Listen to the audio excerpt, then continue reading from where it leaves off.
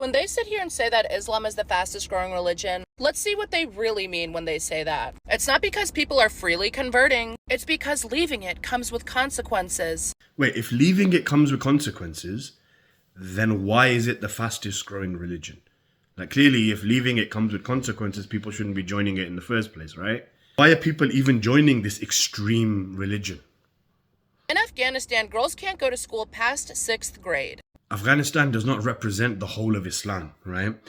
And yes, the Taliban may stop girls from an education, but Islam doesn't. For example, Wasail al-Shia Volume 8 says that education is a necessity for every woman and man.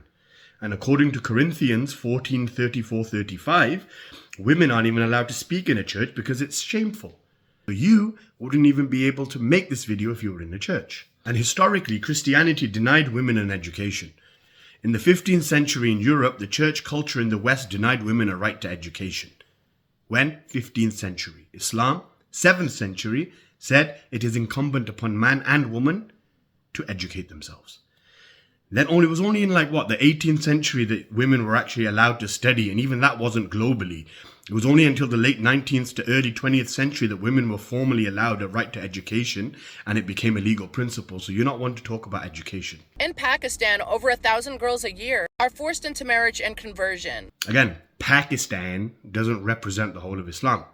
You look at the religion, not the people. When it comes to forced marriages, we look at the Quran in chapter 4, verse 19. It mentions that a woman's consent is vital. You can't just inherit these women. And also, Wasail al-Shia Volume 20, it says that in Islam, a woman cannot be married without her consent. It's not valid. So these marriages that you're referring to, Islamically, none of them are valid. And Islam allows and gives women the right to divorce. Christianity doesn't. But sure, tell me again how Christianity is the oppressor. Okay, now let's compare these things with Christianity. We look at the early church in canon law. It says that from the 1st till the 4th century, women were not allowed or even asked about marriage. The father arranged it without consent. It was only until the 16th century that women were allowed the right to consent. Sessions 24, Canon 1. Prior to this, it was forced marriages and death if they refused. Medieval Christian Europe civil law, Germanic law, no consent. Feudal law, no consent.